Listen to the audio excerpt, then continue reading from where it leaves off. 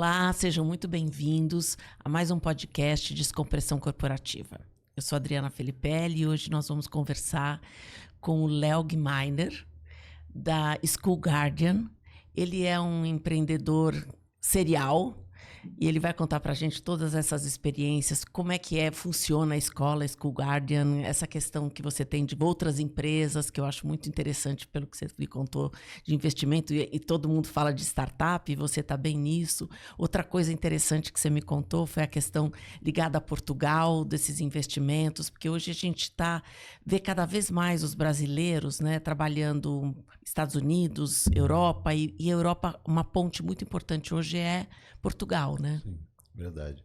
É um prazer estar aqui, obrigado pelo convite, pela oportunidade. Parabéns por acertar esse sobrenome que é sempre terrível. Já fui Jimenez, já fui Guimarães, já fui um monte de coisa além do Gmeiner, então é muito legal também. Bom, como você disse, eu sou sócio fundador da School Guardian, que é uma plataforma de segurança para escolas. A gente tem diversas funcionalidades para permitir que as escolas façam seus alunos mais seguros. Então, desde a hora que entrou no transporte escolar até a hora que voltou para casa no transporte escolar, mas com muitas funcionalidades ali também para o ambiente escolar, como gestão de autorizações de saída, de autorizações de retirada, quem pode ir lá buscar as crianças, localização interna para se tiver um incidente qualquer, times de resgate possam fazer o trabalho mais rápido e salvar mais vidas. Então, a gente está muito olhando para isso. Hoje a gente nascemos no Brasil e temos atuação mais forte no Brasil, mas a gente está em diversos outros países aí, começando a expansão para fora. Antes de você contar das outras empresas, dos outros empreendimentos, eu fiquei curiosa o seguinte, porque quando eu vi a questão da segurança, na minha fantasia de brasileira, que tinha a ver muito com a segurança, porque o Brasil é um país muito inseguro. Uhum. Mas você falando de outros países, por exemplo, Portugal tem outro tipo de insegurança, não é o mesmo. Quando você fala dentro da empresa, dentro da escola, perdão, faz todo sentido, né, de atendimento e tal. E da escola também do ônibus, né, porque também pode acontecer algum acidente no meio do caminho, Isso não dá para não saber. Mas quando você fala de Brasil, tem outros aspectos ligados ao ambiente Brasil de segurança? Tem, por exemplo, não quando a gente começou 10 anos atrás, mas talvez desde 2015, 2016, começaram a ter assaltos na porta da escola, porque os caras sabem que os pais estão parados ali sem uma rota de fuga, você está travado ali quando você está de carro, principalmente, né? Verdade. Então começou a acontecer esse tipo de coisa, sequestros em porta de escola, que a gente tem em alguns outros países também. México, por exemplo, é uma preocupação. Nos Estados Unidos isso é uma preocupação também, né, de sequestros, de pedófilos. Nos Estados Unidos isso é muito forte. Atiradores, que infelizmente a gente começou a ter aqui também. Eu acho que a gente não vai escalar isso como é nos Estados Unidos. A relação é muito diferente sobre o porte de arma, e eu acho que isso não favorece os Estados Unidos, né? Tem um estudo que fala que 92%, 93% desses invasores em escola são pessoas que sofreram bullying na escola e voltam para se vingar, né? E como com 18 anos você entra no supermercado e compra uma arma lá nos Estados Unidos, facilita isso. Acho que é um dos fatores, não é o único, claro. Aqui a gente não tem esse cenário, então acho que a gente não vai ter, por exemplo, 200 casos de incidentes com armas por ano, como acontece nos Estados Unidos. É realmente diferente, né? Mas tem esses contornos. O fato é, quando a gente está falando de filhos, sempre vai haver uma insegurança, né? Ela pode ter nuances diferentes, mas a gente está sempre preocupado em ter os nossos filhos seguros em qualquer situação, né?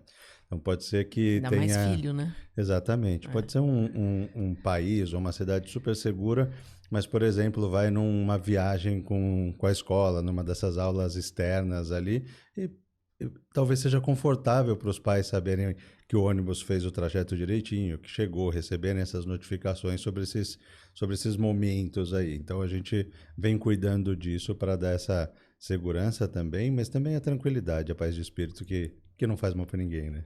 Mas isso daí é feito no ônibus ou com a criança? Normalmente, nenhuma das funcionalidades que a gente tem, pelo menos até hoje, a gente rastreia a criança, até pela privacidade, segurança de todo mundo, assim como a gente não rastreia os pais. A gente foi desenvolvendo tecnologias que nos permitem ter essas informações que a gente precisa da forma menos invasiva. Então, por exemplo, eu sei quando os pais se aproximam para buscar as crianças, porque eu crio um perímetro no entorno da escola e sei quando as mães e pais entram nesse espaço, mas eu não sei a localização real. No caso do transporte escolar, eu rastreio o transportador, o celular do transportador, eu não preciso nem de equipamento, eu posso usar equipamentos se for uma necessidade, mas o sistema foi desenvolvido para ser o mais leve possível em termos de implantação e até de custos operacionais. Então a gente tenta rodar tudo com aplicativos, com software e com menos hardware, exceto em alguns momentos que a gente realmente precisa. Mas aí com o celular eu rastreio o transportador escolar durante o trajeto. E aí eu não preciso.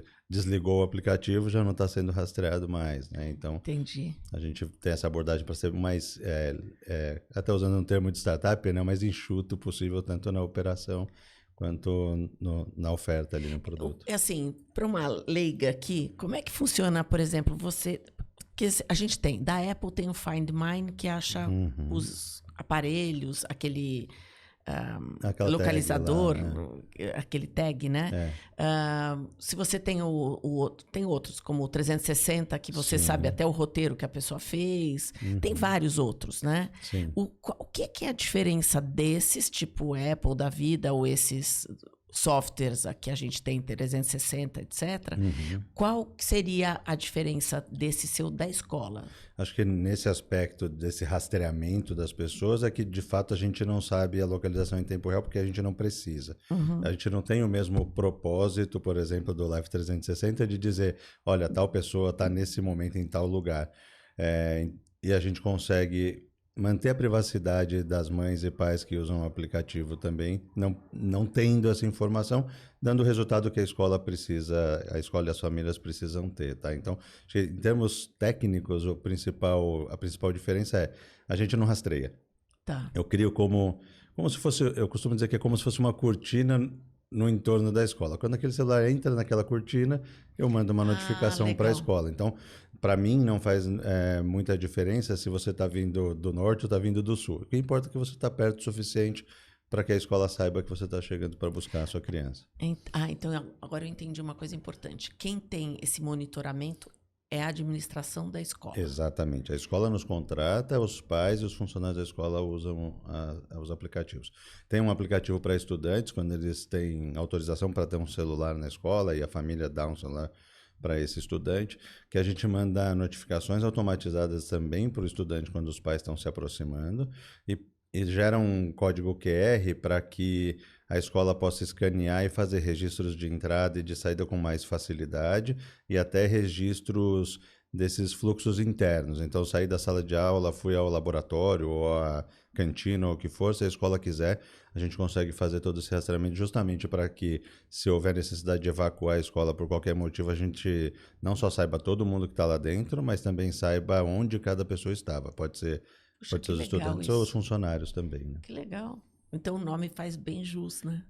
A gente nasceu filho sem fila, porque se a gente só olhava para a saída dos estudantes, esse nome foi até minha esposa na época que veio brilhantemente com esse nome, nos serviu muito bem essa marca, Filho Sem Fila, foi muito legal. Mas desde 2020, que a gente inclusive achou que ia quebrar lá em 2020, porque não tinha criança na escola, né? Mas acabou dando... o caminho foi outro, a gente dobrou de tamanho e começou a vender para fora do Brasil em 2020. Nossa, conta isso. Foi super legal. Como que... E aí mudamos a marca por isso, né, também. Mas como que em 2020, se as pessoas estavam em home office, como que elas... Os alunos, os estudantes não estavam indo para a escola, né? Estávamos todos trancados e a gente se preparou para isso. Meu sócio Rubens e eu, naquele momento, quando a gente entendeu que a quarentena ia levar muito mais tempo do que uma quarentena, né? Sim. A gente visualizou que falou, legal, vamos quebrar. Quais são os cenários que a gente consegue traçar e sempre com a preocupação de não demitir pessoas, porque a gente sabia que quem fosse demitido não se recolocaria naquele momento. O mercado não ia absorver ninguém, né? Então, a gente não queria... Essa era, assim, a última instância. Não tem mais dinheiro, então a gente traçou essa linha pelo dinheiro que tinha em caixa, com os cálculos de demissões. Falou, quando chegar nesses tantos reais aqui, é hora da gente, infelizmente, demitir todo mundo. Até lá, a gente economiza com todo o resto. Então, entregamos escritório, começamos a desligar os servidores lá. A gente usa a AWS, né, que é um serviço web lá da Amazon. E a gente começou a desligar os servidores à noite, porque não usava, coisas que a gente nunca tinha feito. Então, foi nos centavinhos ali e começamos a economizar. Eu acho que essa despreocupação com o que vinha acontecer, quer dizer, a gente sabia que podia dar o caminho ser muito ruim, mas a gente sabia os passos que a gente precisava dar em cada um daqueles 5 cenários que a gente traçou, sempre baseado na redução de faturamento. Quando a gente tirou esse peso, porque já tinha um plano para isso, a gente começou a olhar e conversar com o nosso time. Tá, a gente não pode vender, não faz sentido a gente tentar vender qualquer coisa para a escola nesse momento. Então, o que a gente, como empresa que nasceu para ajudar a escola, o que a gente vai fazer? E aí um cara, o Felipe, que trabalhava com a gente na época, falou assim, cara, por que a gente não faz um webinar para contar para as escolas como sair do presencial para o digital, porque tá todo mundo perdido. Ele era um cara de vendas, então ele estava no dia a dia ali com as escolas e ele percebeu que estava todo mundo perdido, tudo assim. Perdido, como que faz a aula, né? Exatamente. Acho que eu tinha usado o Zoom 1 ou 2 vezes para algumas reuniões, não era uma coisa habitual, mas falei, legal, vamos fazer. Encheu a sala do Zoom, as pessoas me mandando WhatsApp que eu não conseguia entrar, e a gente achou que ia ser um bate-papo para 20 pessoas, tinha 100 pessoas e mais gente reclamando que não cabia na sala.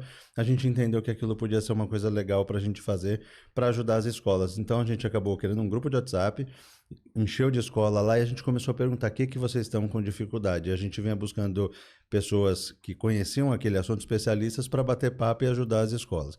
Toda segunda-feira por, sei lá, aquele ano inteiro. Eu acho que de talvez maio, junho, qualquer coisa assim, até dezembro, janeiro, a gente ficou fazendo um webinar por semana sobre assuntos distintos. Até trouxe o diretor da Associação Brasileira de Química para falar sobre higienização e essas coisas todas. Foi incrível, eu aprendi muito, mas sobretudo deu para ajudar.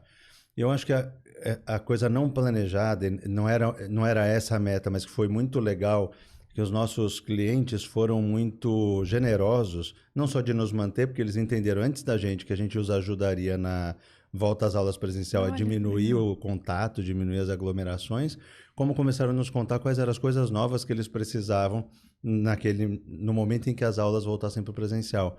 Aí meu time foi novamente espetacular de desenvolver coisas que, se a gente fosse planejar, a gente colocaria, sei lá, um ano e meio para fazer, e os caras fizeram em 3 meses, e a gente entregou um monte de funcionalidade nova para aquela realidade, para aquela necessidade do momento. E com isso a gente dobrou o número de clientes naquele ano, foi incrível. Que maravilha. Não dobrou o faturamento, porque houve muita negociação de preço, natural, claro. E a gente também trouxe escolas para pagarem quando as aulas voltassem, né? Mas continuaram. E aí depois vem o dinheiro normal. Exatamente. Precisava. Naquele momento, o que a gente entendeu que não era grana, era ajudar. A gente estava numa situação que as pessoas em geral, empresas ou pessoas físicas, precisavam de ajuda em diversos aspectos. A gente tinha alguma competência para ajudar naquele, então a gente se dedicou para aquilo, sem a menor intenção de que aquilo retornasse financeiramente. Era só para ajudar, mas acabou que a gente contou com essa generosidade dos nossos clientes lá naquele momento. Foi muito legal. E vocês também foram generosos, receberam generosidade. Acho que faz parte desse fluxo aí, né? Normalmente é assim. Virtuoso, né? Exatamente.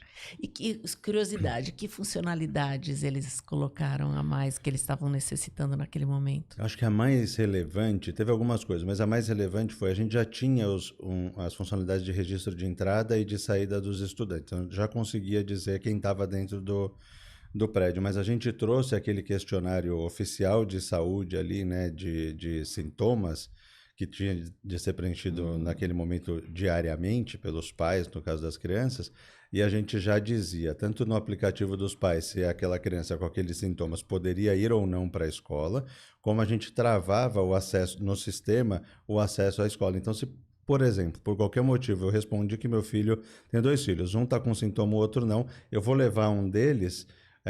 Chego lá na escola, a escola já tem essa informação de que mesmo o meu filho sem sintomas não deveria estar na escola, já mostrava na tela que eles usam lá, normalmente um tablet, que aquela criança não podia entrar porque tinha alguém com sintoma, ou sei lá, preenchi os sintomas, mas não me atentei que eu não podia levar a criança, fui levar do mesmo jeito, a escola já sabia. Então, para reduzir o contato e o contágio, acho que essa foi a mais relevante. Mas também, como a gente consegue fazer essa localização interna, as escolas se organizaram, até por recomendação do Ministério da Saúde e de Educação, de maneira que os estudantes entrassem nas suas salas de aula, tivessem sala, aula, lanche, tudo dentro da sala de aula e saíssem de novo sem interagirem no pátio como de costume. Juntando isso com essas nossas ferramentas de check-in, de registro interno de movimentação, a gente também conseguia fazer um rastreamento de contato. Então, se amanhã ou depois o estudante X ou Y apresentasse sintomas, era só olhar nos nossos relatórios quem tinha estado naquele mesmo dia com aquele estudante e avisar as famílias ali de forma individualizada. Mas isso num segundo momento, né? Porque no primeiro ninguém ia para a aula, né? Todo mundo ficava realmente só de casa virtualmente, né? Nesse momento em que ninguém ia para a aula, algumas escolas, e foi muito legal, porque a gente também não visualizava, usaram para, por exemplo, entregar o presente de Dia das Mães. Então, as mães pegavam a aplicação e falavam, estou indo aí para buscar meu filho na escola, só que o filho estava com ela, mas iam para pegar o presente, ou as apostilas. Teve uma escola, a Maple Bear Cantareira, que usou brilhantemente durante a pandemia o aplicativo para outras funcionalidades. Então, foi um aprendizado para a gente também, né? Dessa criatividade aí de usar a ferramenta. Muito legal, muito bacana. Foi uma experiência, um aprendizado rico, assim, viu? E essa que você está exportando ou Sim. expandindo para outros países? Lá em 2020 a gente ganhou clientes no Uruguai e nos Estados Unidos, e agora a gente já tem alguns outros em alguns outros países também. Que bacana. Legal essa trajetória. É um caminho legal. É como começar de novo, né? Eu falo, ir para começar em outros países é como o dia 1 aqui Com certeza. No Brasil. Quem já abriu filial sabe como é que é, né? Exatamente. É outro aprendizado. Mas é legal. Saindo do software já facilita muito, né? A gente consegue entregar daqui. Então, é bacana. Tem um cliente na Malásia, por exemplo, o único desconforto, digamos assim, é que as reuniões são às 5 da manhã ou às 11 da noite. Tirando isso, o sistema funciona normalmente. Né? Mas aí você não tem pessoas de vendas no local, não? Ainda não. A gente ainda não tem essa capilaridade. A gente tem alguns representantes no Uruguai, no Chile, na Nigéria, tem alguns representantes em alguns lugares, mas é uma rede que a gente ainda está construindo. E tem vários idiomas? Português, inglês e espanhol. É muito fácil colocar qualquer outro idioma, principalmente os que têm o mesmo alfabeto. Aí agora, quando a gente vai para China, Índia, Japão, que tem alfabetos diferentes, aí é um pouco mais complexo, mas a tecnologia permite. A gente tem a maior felicidade de ter parceiros muito bons aí de tecnologia que nos suportam, né? Então é legal. Então você não precisa ter desenvolvedores internos? Não, a gente tem desenvolvedores internos, mas digo assim, as ferramentas que a gente usa que são as habilitadoras de algumas coisas, né? Então, por exemplo, o sistema que a gente usa para a empresa que a gente usa para hospedar todo o nosso sistema, que é a AWS, permite que a gente faça com facilidade essa transposição de idiomas, de alfabetos. Ela é muito boa mesmo. Então, isso nos dá muita tranquilidade, né? A gente sabe que o sistema é bem estável por causa disso também. E agora com inteligência artificial vai ser mais fácil ainda. Tem bastante coisa saindo aí, não diria saindo, mas que está no forno aí para... A gente já está fazendo reconhecimento facial usando inteligência artificial, então eu consigo dizer, por exemplo, onde cada estudante ou funcionário da escola está fazendo reconhecimento facial, fazer registros de entrada e saída, validar se eu sou o pai daquela criança de fato ou se eu tenho autorização para retirar aquela criança, tudo já usando essas tecnologias mais novas, mas vem coisas mais relevantes, talvez até, ou mais impactantes, como detecção de arma branca ou de fogo, detecção de tumultos, essas coisas todas que a gente está desenvolvendo com inteligência artificial. Isso é o quê? Com IoT, não? Com inteligência artificial. A gente usa o hardware ali também, câmera, por exemplo, né? Então dá para chamar de IoT também. Mas todo o processamento está no servidor ali, né? Muito legal. É empolgante. E você falou também de outros empreendimentos que você fez, que você tem. Eu tenho empreendido faz 20 anos. Então, essa é a minha quarta empresa. As outras foram uma agência de comunicação corporativa e uma agência de marketing. A de comunicação corporativa, essas duas com a minha esposa. Essas duas, uma deu bem certo e a gente já vendeu em 2018, a outra faliu no meio do caminho, mas também é aprendizado. Mas empreendedor sabe que assim é a vida. Dá essas patinadas, mas a gente aprende muito para patinar menos no próximo, né? Aí a gente teve uma empresa, aí já com outro sócio, o mesmo sócio da School Garden, né, o Rubens e eu, a gente fundou uma software house para desenvolver aplicativos, tecnologias para outras empresas e fizemos coisas muito legais. A gente fundou em 2010 fazendo realidade aumentada, ainda não se falava muito nisso, então a gente teve a oportunidade de fazer uns projetos incríveis como para Disney Pixar, para Hot Wheels e foi muito legal. Você continua com essa empresa? Não, em 2020, em 2016, a gente fez uma rodada de investimento anjo na School Garden. E aí a gente entendeu, a partir dali, que não fazia sentido a gente ter dedicação compartilhada, já que tinha dinheiro de mais alguém no nosso negócio, a gente já está 100% dedicado. Mas a gente tinha clientes naquela empresa, então a gente parou de prospectar novos clientes e falou, quando esses clientes saírem, a gente fecha a porta, apaga a luz e legal. Os desenvolvedores foram absorvidos por vocês. Foram absorvidos, alguns foram, né? E aí em 2020 aconteceu, uns 15 dias antes da gente saber do lockdown, aconteceu dela descansar, digamos assim, tá lá em suspensão. Mas foi bom, porque com toda certeza durante o lockdown ela fecharia de qualquer forma. Então foi bom que foi de acordo com o planejado. Que legal. E quando você falou de Portugal, você está ajudando o quê? As escolas ou os estudantes? Eu tenho escola como cliente em Portugal, mas eu tenho uma outra atuação em Portugal que é com o Founder Institute. Founder Institute é um programa de aceleração que nasceu lá em São Francisco, no Vale do Silício, e tem capítulos, não são filiais, são capítulos mesmo, né? Em 200 outras cidades. E aqui no Brasil, somos 5 diretores que tocamos a Operação Brasil e a Operação Portugal. Então, a gente roda programas de aceleração de startups em estágio bem inicial, quer dizer, às vezes são 2 trilhas, às vezes eu tenho uma ideia que está bem no papel e a gente ajuda essas empreendedoras e empreendedores a tirarem tirar da mente e transformar isso num negócio. Ou eu já tenho um produto, já comecei a desenvolver alguma coisa, mas ainda não encontrei o encaixe no mercado ali, ainda não encontrei meu público preferencial e a gente também tem uma trilha para isso. Então a gente toca esse programa 2 vezes por ano aqui no de identificar potenciais? Na verdade, os fundadores se inscrevem, passam por um teste lá que chama DNA Empreendedor, que a matriz lá de São Francisco desenvolve, isso é o processo no mundo inteiro. Uma vez que tenha sido ok ali tenha tido um resultado satisfatório nesse teste, essas pessoas podem se inscrever e fazer o programa de aceleração. E aí vai desde o momento de ideação, de identificar o problema, entender o problema e começar a desenhar uma solução, até a investigação e validação dessa solução e a conquista de clientes, isso em 14 semanas. Então, mas eles já têm uma ideia do que eles vão querer fazer. Normalmente já tem um plano de negócios para isso. Normalmente sim, nem sempre o plano de negócios não, ele é construído durante o programa. Muitas vezes fala assim, olha, eu vi esse problema e eu acho que eu quero resolver esse problema. Aí a gente vai nessa parte até investigativa mesmo, de entender se aquele problema é um problema real e relevante, entender como as pessoas se relacionam com aquele problema, porque se ele não for relevante, as pessoas só vão deixá-lo passar e tudo bem. Mas se ele incomoda de alguma forma, traz qualquer prejuízo financeiro, emocional, psicológico, seja lá o que for, as pessoas se motivam a resolver de alguma maneira.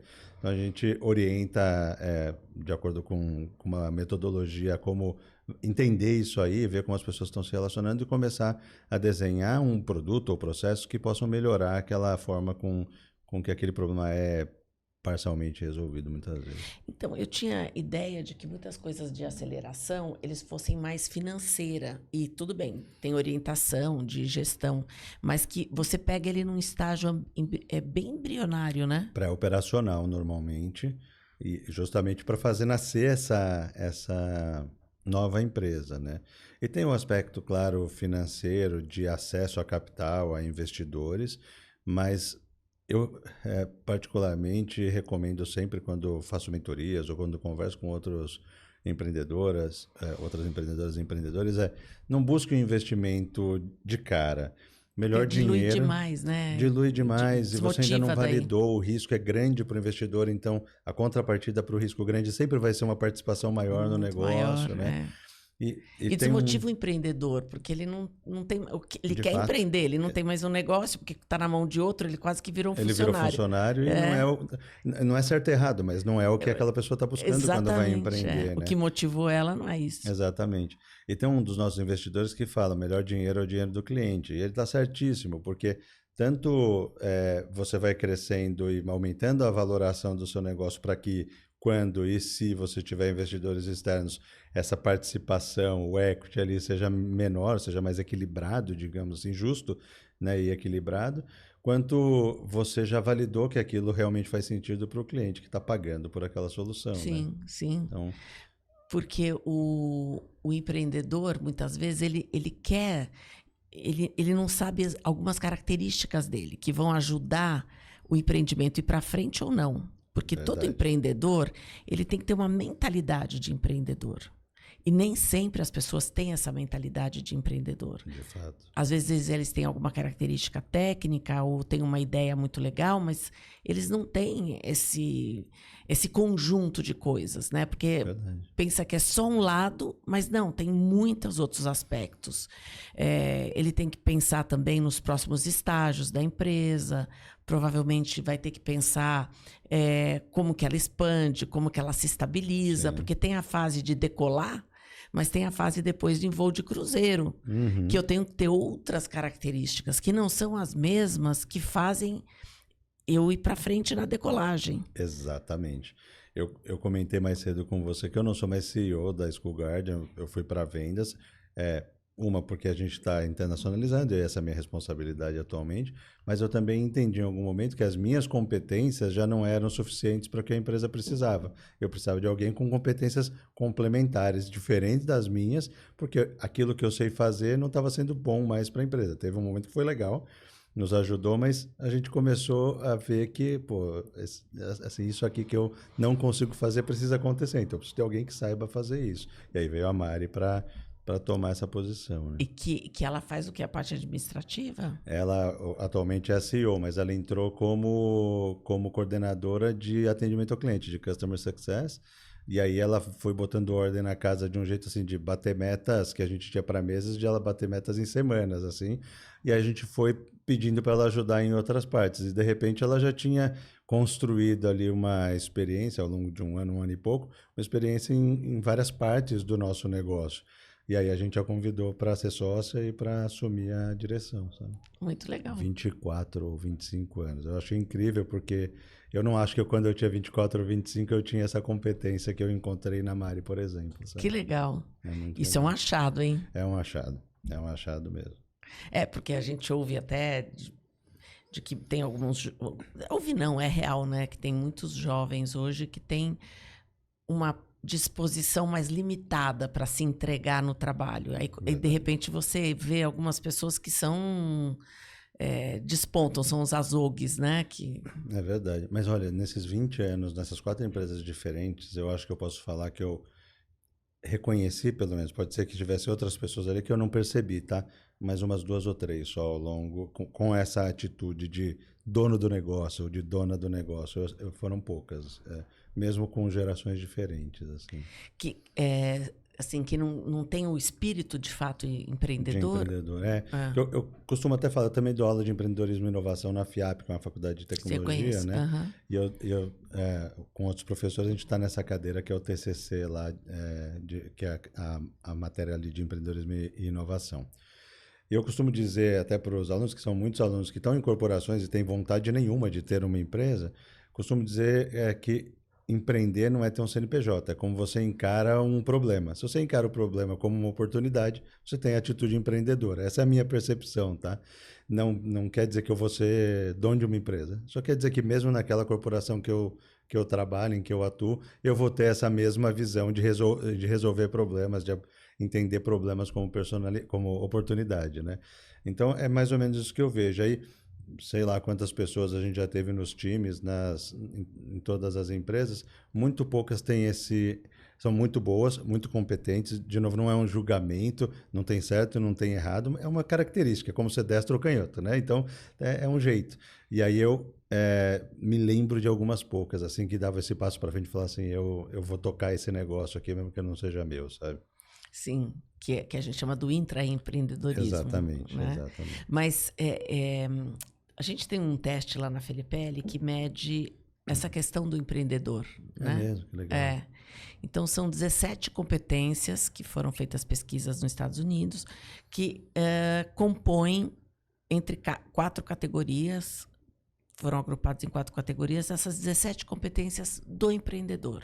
Que legal. É claro, ninguém tem as 17 competências, porque ninguém é perfeito. Mas tem algumas coisas que você fica... É tão evidente de que, olha, essas daqui eu preciso, como você falou, né? Essa maturidade de perceber. Essa eu preciso de mais ajuda. Essa eu preciso de uma pessoa que vai ser um complemento para mim.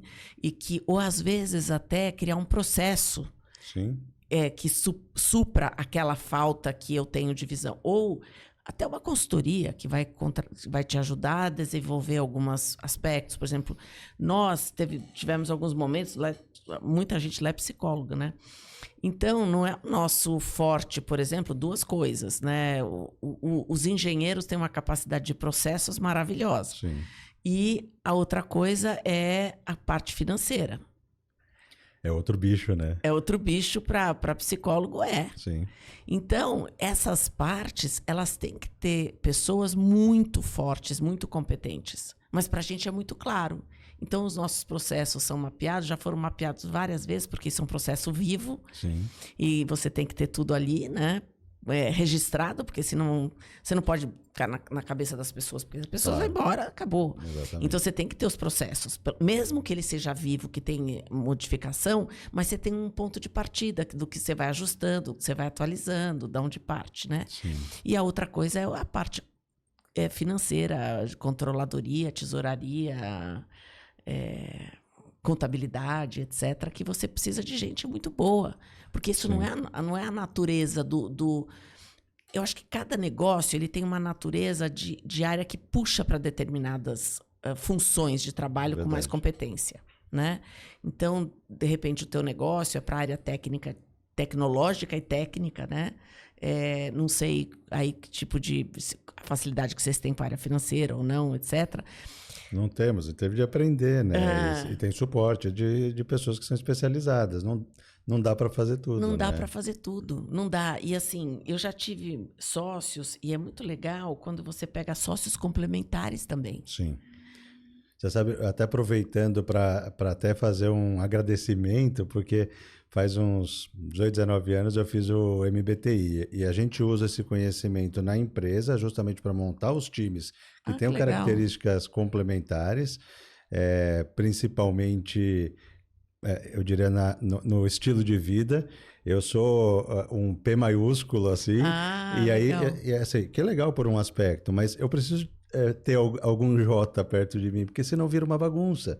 Né? Então, a gente aprendeu isso. E aí, um outro agradecimento é que, aí, saindo um pouco do aspecto trabalho profissional, eu tenho certeza, assim, comigo, que o meu casamento não teria durado os 20 anos que está durando se não tivesse sido o MBTI, porque a gente tinha umas discussões, até muito mais responsabilidade minha do que da Mônica, porque ela é muito mais centrada e calma, mas discussões infundadas, desnecessárias por coisas bobas como eu ser extrovertido e ela introvertida. Quando eu entendi esse negócio, eu falei, não é que ela não está prestando atenção em mim, ela está processando. E daqui, sei lá, algum tempo ela vem me falar, mas eu achava que ela estava, tipo... não dando bola nenhuma, né? Exatamente. Aí, isso, junta isso com a imaturidade, com a explosão, pronto, né? É perfeito para dar confusão, né? Qual que é seu perfil? ESTJ. TP. TP, desculpa. ESTP. ESTP. Legal. É o mesmo que o meu. É mesmo? Que legal, que bacana. Você sabe que os STP são muito empreendedores. É mesmo? Que interessante. NTP, STP são muito empreendedores. Porque, falando aqui dos STPs, bem da gente, né? Nós nos adaptamos muito. Então, isso nos negócios hoje é uma coisa muito importante. Ao mesmo tempo, a gente está com o olho muito antenado a tudo que está acontecendo no mundo. Então, e ao nosso redor. Então, você tem essa velocidade, tem uma pressa da implementação. De fato. Que deixa os Jotas malucos. Que deixa os Jotas malucos. Mas, graças a Deus, o mundo hoje está mais para os STPs do que era antes. Que bom. Bom saber disso. Não, claro, porque se você lembrar de antigamente, há uns anos atrás, tudo que queria o mundo era muito J. Hoje o mundo é muito P. Claro que vira um pouco caótico se você deixar totalmente, mas ele porque se você pensar, na verdade, a gente tem visto, analisado, ele é FP.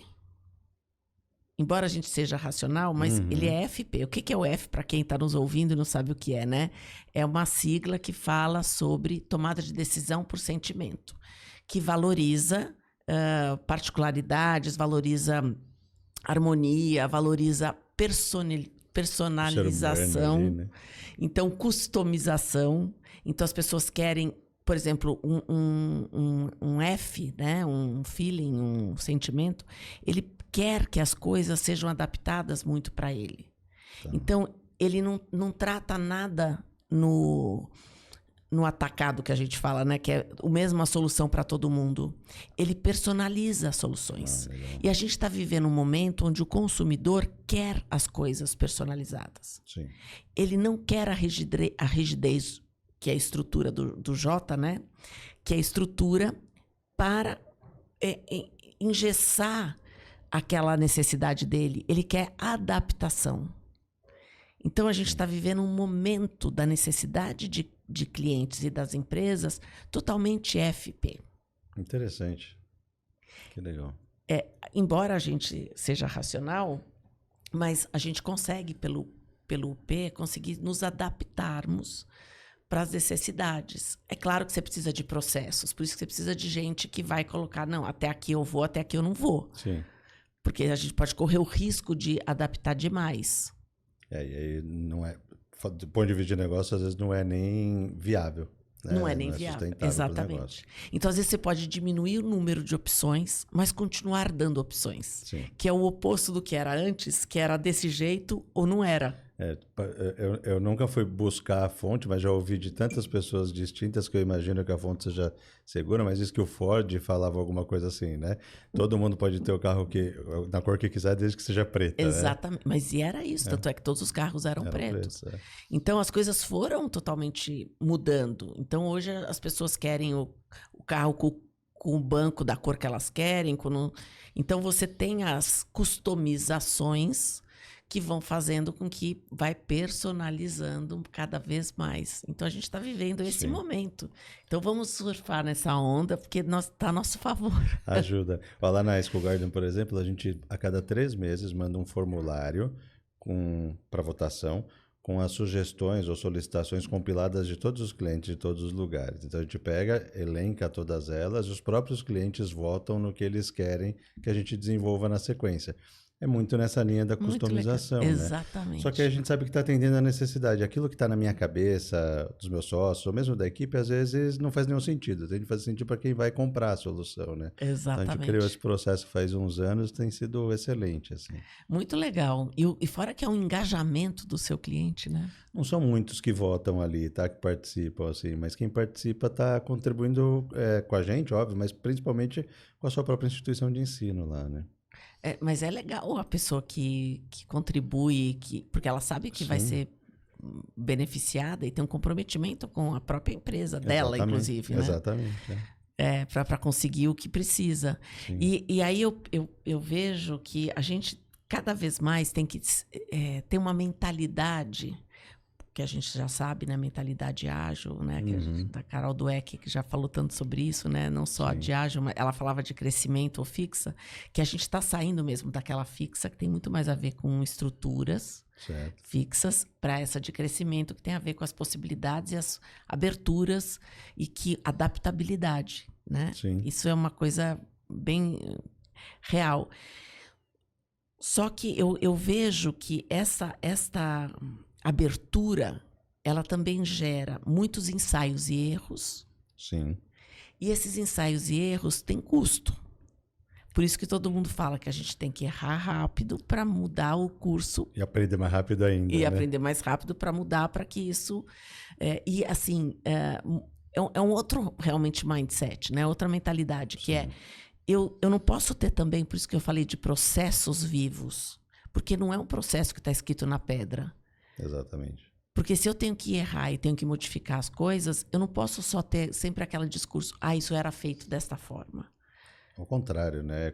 Talvez seja o pensamento, qual é a próxima forma que a gente vai fazer, né? Já deixar isso muito aberto, tem de ser, né? Tem de ser, com certeza. Eu teria matado essa empresa no primeiro mês, assim, se eu não tivesse ouvido as sugestões que vieram. Se eu ficasse engessado no que eu pensei inicialmente, esse negócio, o School Garden, não teria se tornado viável, porque o que eu imaginei como solução era um horror. O que você pensou? Naquela época curiosa. parecia fantástico. Aí quando eu falei com o meu sócio, eu falei, cara, isso não vai funcionar por isso, isso, isso.